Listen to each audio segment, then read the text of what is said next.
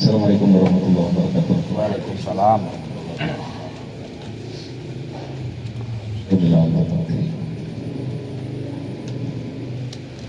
Al-Fatihah. Bismillah. Iyyaka na'budu wa iyyaka nasta'in ihdinas siratal mustaqim siratal ladzina an'amta 'alaihim ghairil maghdubi 'alaihim waladdallin.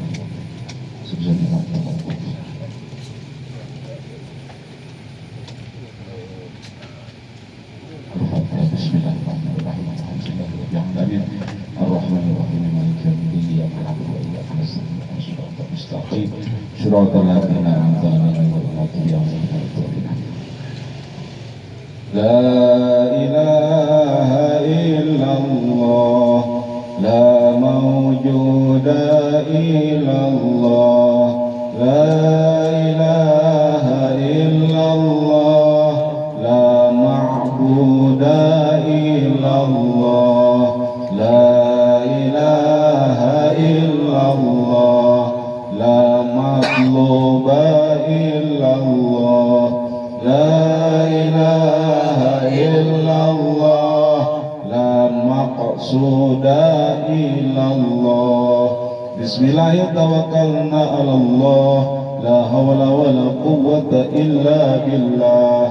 Astaghfirullahaladzim wa atubu ilaih. Lanjutin yang kemarin aja ya, yang nomor 2 ya.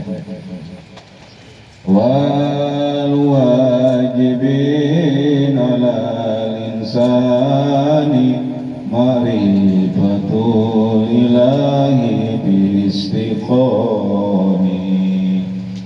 Pangheulana anu wajib ka manusa nyaho ka Allah sarta dalilna bisa.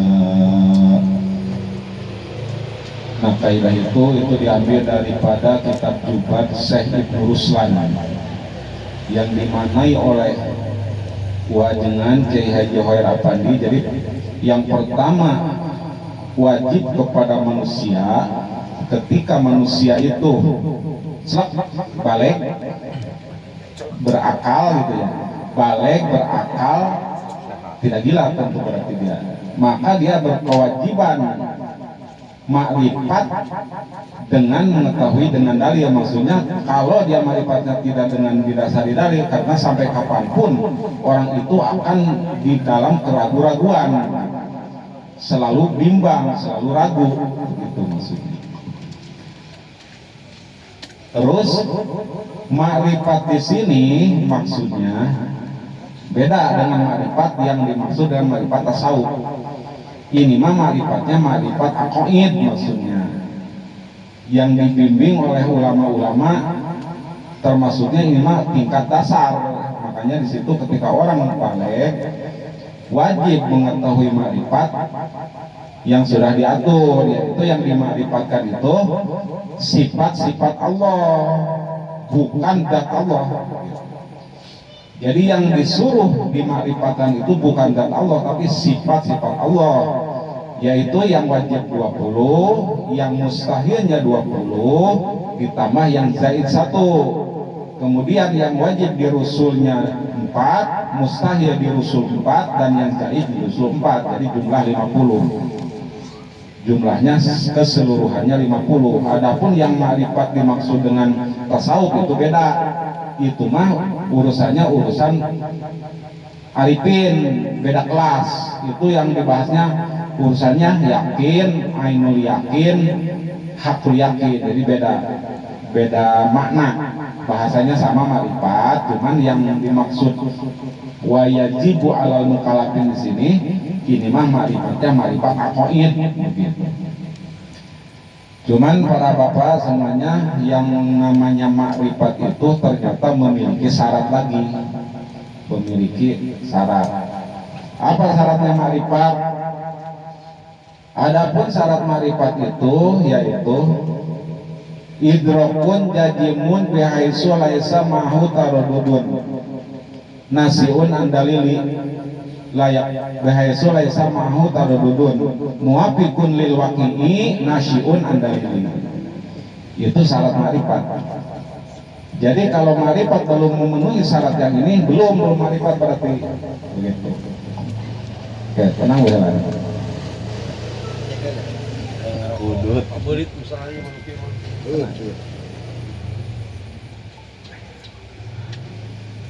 Tadi pertama kan ketika orang balik, kalau anak kecil itu mah kewajiban kita diajarin dari kecil. Cuman ketika balik kita wajib ma'rifat. Cuman ma'rifat mempunyai syarat. Yang pertama idrokun jazimun. Yang pertama idrokun jazimun. Apa itu idrokun jazimun? Idrokun jazimun itu menemukan dengan pasti. Idrok jazim itu menemukan dengan pasti tanpa keraguan-raguan. Bihaisu laisa ma'hu taradudun. Idrokun jazimun. Yang kedua bihaisu laisa ma'hu taradudun. Kita satuin. Jadi menemukan dengan pasti tanpa keraguan-raguan, tanpa kebimbangan, walaupun diancam, walaupun diiming-iming dikasih hadiah, tetap tidak berubah 100%. Kalau tidak nyampe 100% berarti belum jazim itu. Kalau jazim itu harus 100%, udah mantap. Nah, itu namanya idrok jazim. Sekarang kita bahas idroknya. Idrok maksudnya menemukan, artinya menemukan. Yang bisa diidrok, alat idrok itu ada dua. Yang pertama bisa diidrok dengan panca indera yang kita punya, mata, kuping, hidung, kulit, sama lidah, telinga. Ya, kuping, telinga. Yang pertama bisa ditemukan, gantilah idroknya, ditemukan dengan panca indera. Bisa ditemukan dengan panca indera. Mata untuk menemukan warna, menemukan terang, gitu kan? Itu tugasnya mata, ketemu sama mata, warna, terang. Tapi mata tidak bisa menemukan suara. Suara mah ditemukannya oleh kuping, begitu. Kuping untuk menemukan suara. Walaupun kuping itu diam ketika suara ada dari kanan, itu kuping tahu, walaupun kupingnya nggak pergi ke sono, tapi dia tahu. Tapi disimpannya mah sebenarnya mah walaupun penglihatan, walaupun pendengaran itu bukan di kuping, bukan di mata, tapi di hati. Kenapa demikian? Coba kalau kita habis melihat, mata ya kita pejamkan, rekamannya kan ada. Berarti disimpan di hati. Kalau bahasa kerennya memori. Itu bisa yang tahun berapapun disimpan ternyata di hati. Berarti mata mah cuma sebagai kamera saja, gitu kan? Mata kamera disimpannya di hati. Sama kuping juga disimpan di hati. Makanya ketika nanti ada suara yang sama, kuping kan paham, wah ini Roma Irama ini Muhammad ini, tahu, paham dia. Karena ada rekamannya di hati. Ketika dengar suara yang dia kenal, tahu, wah kalau ini sih misalnya suaranya Jainuddin MJ, paham kuping itu karena ada rekaman. Tapi kuping walaupun dia bisa mendengar, bisa menemukan suara, dia tidak bisa menemukan terhadap rasa. Kuping itu kelemahan kuping. Kuping itu hebat, bisa menemukan suara, bisa mengenali suara. Apalagi yang suara dia sudah pernah dengar, dia bisa kenal, wah ini pasti suaranya Bang Haji, tahu dia. Tapi dia tidak bisa menemukan rasa. Apa buktinya? Itu tai kuping ada udah 2 minggu di situ. Kuping tidak tahu kalau rasanya tai kuping itu pahit. Saya juga nggak tahu sih. Pahit, tapi kuping nggak paham. Diambil aja, ditaruh di lidah. Lidah tahu, oh ternyata pahit rasanya gitu. Nah jadi kuping tidak mampu menemukan rasa karena rasa ditemukannya oleh lidah, begitu. Kuping mah khusus itu untuk suara, kemudian hidung khusus untuk mencium, gitu. Walaupun misalnya kan kita lagi berkumpul sama kawan-kawan, ada yang kentut, walaupun gak ada suaranya, tapi kan kecium sama hidung. Wah, ini bau katanya ketut yang enggak, ini ada. Itu namanya ketemu walaupun tidak terlihat. Nah itulah idrok. Jadi hidung itu bisa mengidrok bau walaupun dia tidak melihat. Hidung sebenarnya dengan lihat, tidak terlihat, mata tidak melihat, berhubung ada baunya, hidung bisa mengidrok, menemukan namanya. Nah itu namanya idrok, ketemu oleh hidung. Oh ternyata walaupun kamu bilang tidak, tetap orang ada baunya kok. Tapi hidung juga sama seperti telinga, kelemahannya dia tidak mampu mengidrok rasa yang ada pada korong gitu. Korongnya walaupun gede, hidung nggak tahu. Korong, upil. Tapi ketika si upil itu dijatuhin aja, digeserin ke lidah, rasanya apa Pak? Nah, jadi itu lidah mah paham, keidrok sama lidah. Kemudian kulit itu ketika kita megang batu kan kerasa kasar. Ketika megang kaca lemes. Ada yang nenek-nenek kita pegang, gak usah dilihat, pegang aja. Oh beda nih lain ya. Pegang yang lagi-lagi rada muda-muda beda rasanya. Jadi kulit itu untuk mengidrok rasa gitu kan. Ada yang kasar, ada yang halus gitu. Keraba. Nah itulah yang pertama tadi keidrok oleh panca indera. Yang kedua, sesuatu itu ada yang keidrok oleh akal. Jadi oleh panca indera mah nggak ketemu. Panca indera nggak mampu menemukan, tapi akal mampu menemukan. Jadi hanya dua yang bisa gitu. Yang satu bisa ditemukan dengan panca indera, namanya hisi. Benda-benda yang kelihatan, hisi namanya. Hisi ini, hisi itu, hisi kelihatan lah. Yang kedua bisa ditemukan oleh akal. Nah, jadi yang bisa ditemukan oleh akal, oleh panca indera nggak ketemu. Contoh, ada sesuatu, ya di sini kita ini ada sesuatu yang oleh panca indera tidak bisa ditemukan, tapi sama akal bisa ditemukan. Apa tuh Pak? Pakai hadiah nggak? Bingung nggak? Bukan akal. Iya, jadi sama panca indera mau udah banyak panca indera nyerah, tapi akal paham. Hitung-hitungan. Bingung nggak? Jadi itu bingung ada nggak? Bingung ada kan? Bingung, pintar, bodoh itu ada kan? Nah itu ada, barangnya ada, bingung itu ada. Panca indera itu tidak bisa menemukan bingung, cuman bisa menemukan tandanya.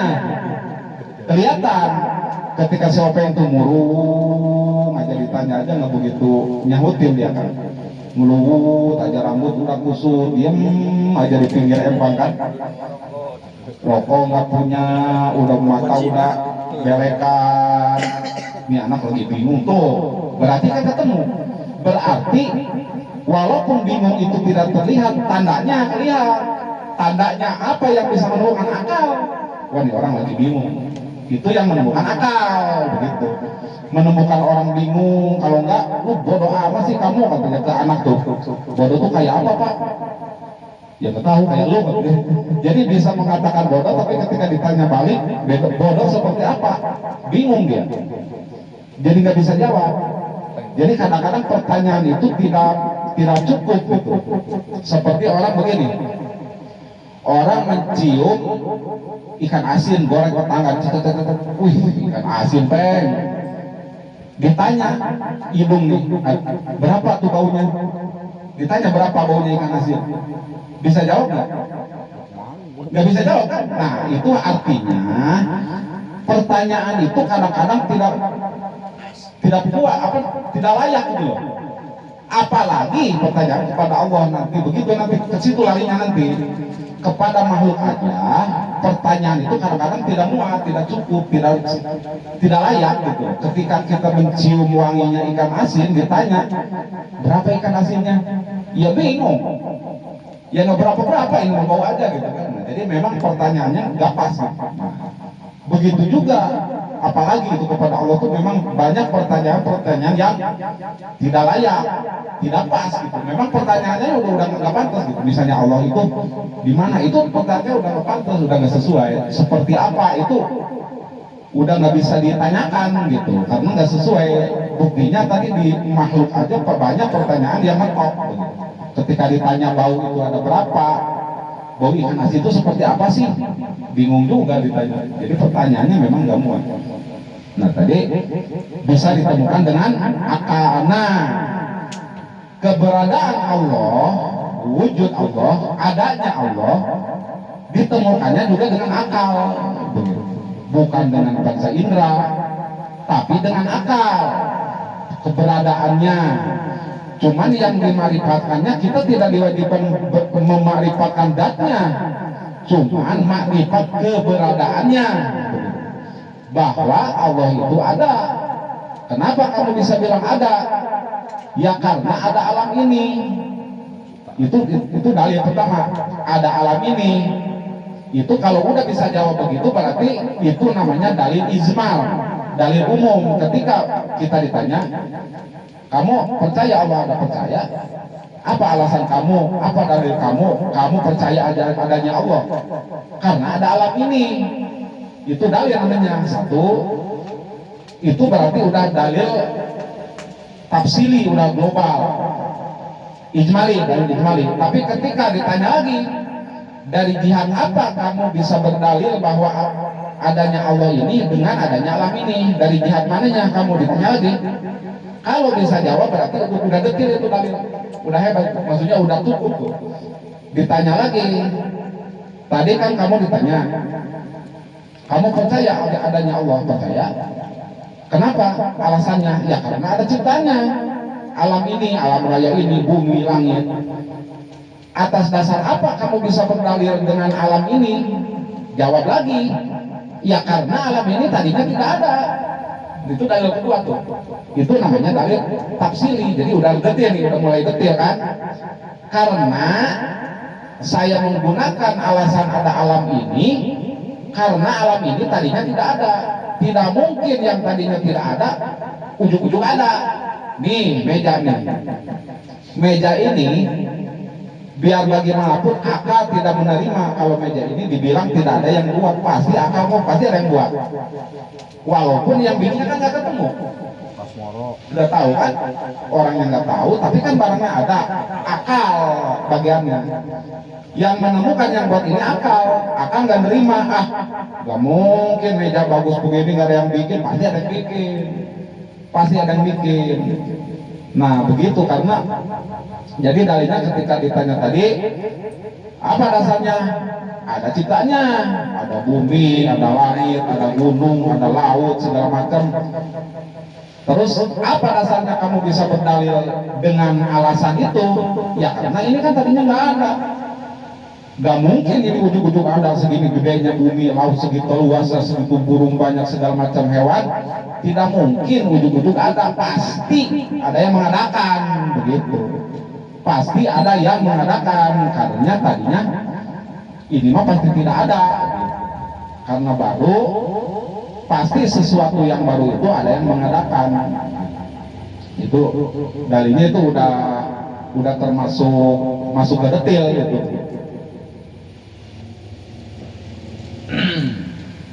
Tapi bapak-bapak, seperti tadi kan dikatakan yang diwajibkan itu makrifat itu sifat-sifatnya saja. Adapun zatnya itu tidak boleh bahkan. Jadi ketika masuk ke dalam hati kita itu ada omongan sebenarnya hakikat Allah seperti apa, itu setan. Jangan dihiraukan. Ada yang pertanyaan hakikat Allah hakikatnya seperti apa sih? Setan itu. Karena setan itu jangankan kepada kita, kepada kanjeng Nabi Allah Idris dulu. Berani dia kanjeng Nabi Allah Idris itu kan lagi ngejahit, dia ngejahit. Nabi Allah Idris itu kerjanya menjahit. Gara-gara kanjeng Nabi Idris bilang begini, innallaha ala kulli syai'in qadir gitu. Jadi Allah kuasa atas segala sesuatu. Itu si Iblis nanya, Idris, Allah kuasa nggak katanya masukin bumi ke lubang jarum kamu itu? Kata si Iblis itu, emang brengsek Iblis. Ke Nabi Idris. Cuman kan Nabi Idris itu namanya Nabi ya pasti patonah, Nabi pintar. Itu Nabi Idris cuma dijawab begini, Allah kuasa memasukkan kamu ke neraka seperti dicotos katanya matanya. Makanya katanya mata iblis itu pecah katanya. Dicotos sama Nabi Idris. Pecah sebelah. Pecahnya yang kanan lah mudah-mudahan. Jadi jawaban Nabi Idris itu sebenarnya begini. Si setan, iblis ini nanya, apakah Allah mampu memasukkan bumi ke lubang jarum? Itu secara akal itu mustahil, secara akal. Sedangkan kudrat irodat Allah itu, kuasa Allah dan kehendak Allah itu tidak ta'aluk terhadap barang yang mustahil itu, tapi yang mungkinul wujud. Makanya Nabi Idris di situ menjawabnya dengan diplomasi. Tapi secara sebenarnya mah bagi Allah mah bisa saja, apakah buminya dikecilin, apakah jarumnya digedekin. Cuman menurut hukum itu tetap tidak bisa karena itu mah mustahil. Makanya jawaban Nabi Idris ngejawabnya malah dijotos tuh si iblis itu. Jotos aja udah beres. Karena selalu menggoda ke dalam hati manusia itu, terus digoda urusan itu. Makanya zat Allah itu tidak boleh kita memikirkan, tidak boleh kita memikirkan zat yang disuruh juga tafakur li khalqillah la tafakur bidatillah. Jadi yang makhluk disuruh makhluknya, sifat-sifatnya kita boleh, itu memang harus wajib dimarifatkan. Terus tadi sifat wujud itu kan adanya Allah. Apa yang ada itu dat. Jadi wujud Allah itu, dat Allah itu bukan jirim, bukan jud, bukan arod, bukan maha. Jadi kalau jirim itu kayak kita nih, jirim ini namanya jirim badan. Jirim itu membutuhkan ruang. Nih kayak gini. Ini namanya jirim. Ketika disimpan dia butuh ruang. Ketika disimpan ada yang barangnya kan nggak bisa. Ini namanya jirim, berarti yang membutuhkan ke tempat kosong, namanya jirim. Kemudian arod. Kalau arod itu membutuhkan dat. Kalau arod itu apa? Arod merah, kuning, gerak, itu namanya arod. Gelis, jelek butuh tempat. Muka berarti, tapi orang menunjukkan ini. Jelek namanya arod, putih namanya arod, butuh tempat ya mah. Apakah tempatnya apa saja, keramik, tempat namanya dat, begitu. Muka dat, jelek itu arod namanya, gitu maksudnya. Jadi ada arod, ada jirim. Nah kalau jirim ya seperti ini datnya nih. Kalau arod itu warnanya, geraknya itu arod. Allah tuh bukan seperti itu. Allah itu dat yang hakiki. Sedangkan kalau dat makhluknya namanya dat juz'iyat. Jadi juz'iyat itu bersusun kayak batu ya, kita kan satu nih, kita pecahin itu kan masih terus, masih kecil, masih bisa sampai yang paling kecil namanya atom. Paling kecil banget atom namanya tuh. Kalau bahasa Arabnya johar birin. Itu dat makhluk seperti itu bisa dihancurin. Dan juz'iyat, bukan seperti itu. Dat Allah dat hakiki dan tidak butuh tempat, tidak butuh bukan arod, tidak bertempat, tidak bergerak, tidak diam gitu. Karena gerak diam makhluk itu kan. Yang gerak dan diam itu makhluk. Allah itu tidak seperti itu gitu. Jadi dat wujud Allah itu, dat Allah itu dat yang hakiki. Dan wujud itu dibagi lagi aja. Wujud dibagi lagi. Wujud ada yang namanya wujud aridi. Yang kedua wujud idofi atau nisbi. Yang ketiga wujud hakiki.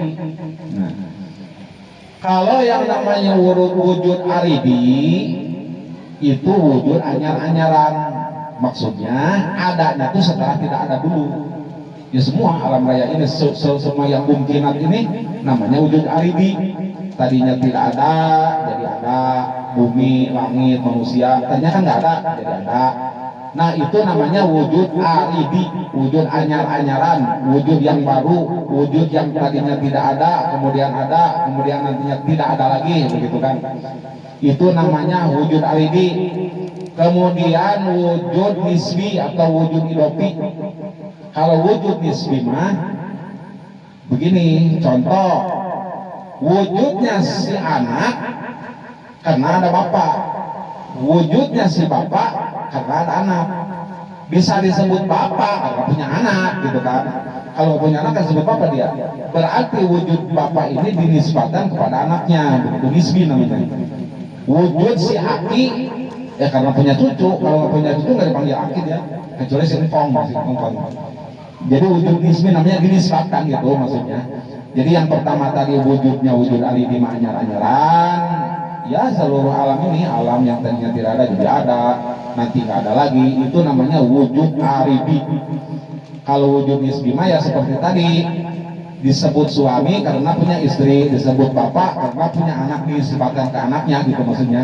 Disebut aki karena ada incu gitu kan, cucu kakek, cucu kakek, itu nisbat. Itu yang ketiga itu wujud hakiki. Nah itu wujud hakiki mah yang dimaksud dengan wujud Allah itu. Jadi keberadaan Allah, zat Allah itu mah zat yang hakiki. Cuman kita tidak usah berpikir lebih jauh lagi, pokoknya wujud Allah itu zat yang hakiki, udah sampai di situ. Ketika ada pertanyaan begini begitu ya tadi itu mah iblis, setan ke hati kita nggak wajib seperti apa bagaimana, pokoknya kita harus yakin dengan idrok jazim tadi, menemukan yang menciptakan alam raya ini adalah zat yang wajib wujud, yang namanya itu diberitahu oleh kanjeng Nabi melalui wahyu. Kul, katakan wahai Muhammad, man rabbis samawati wal ardi, kulillah, siapakah Tuhan langit dan bumi? Bedakan Muhammad ngaranna Allah. Nah jadi namanya kita mah dikasih tahu sama kanjeng Nabi. Keberadaan mah yang menemukan akal, keberadaannya yang menemukan akal. Tapi yang memberitahu namanya wahyu, kanjeng Nabi, begitu. Karena kalau tidak diberitahu nggak bakalan tahu kita. Misalnya begini kan nih, ini mainan. Ya, ada yang buat kita tahu, tapi yang buatnya siapa kan nggak tahu. Diberitahu sama si bulan baru tahu. Jadi bisa tahu namanya karena diberitahu oleh wahyu.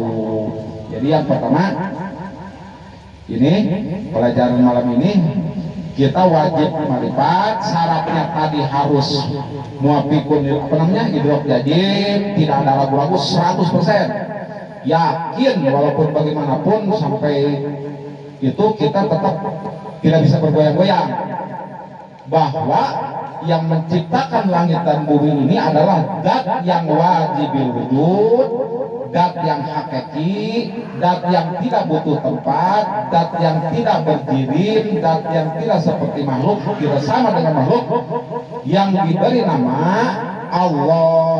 Tahu nama Allah ya dari wahyu, dari kanjeng Nabi gitu. Jadi namanya Allah, namanya zat wajib wujud, wajib menurut akal gitu. Wajib menurut akal, bagi akal itu wajib karena akal tidak ngerti. Bagi Allah ya nggak wajib. Jadi ya wajibnya menurut akal kita, wajib ada lah, nggak mungkin nggak ada gitu. Jadi akal nggak ngerti, wajib menurut akal. Karena nanti banyak sih hukumnya. Nanti ada hukum akal, ada lagi, ada ribet. Udah ini cukup segini aja. Pokoknya tadi marifat, syarat marifat harus idrok jazim, harus raya sama hutaradudun, muafikunil waqiin, asyun andalili. Baru dibahas satu tadi, baru idrok jazim. Jadi marifat itu kita harus yakin 100%, mantap, tidak ada keraguan-raguan begitu. Jadi untuk malam ini karena rada kenampaknya pusing juga, kita cukupkan dulu. Pusing, poinnya udah ada lah. Bahwa yang menciptakan alam raya ini adalah Allah. Namanya Allah itu zat yang wajib wujud. Wallahu bisawab. Mudah-mudahan ada manfaatnya buat saya juga buat bapak-bapak semuanya. Wassalamualaikum warahmatullahi wabarakatuh.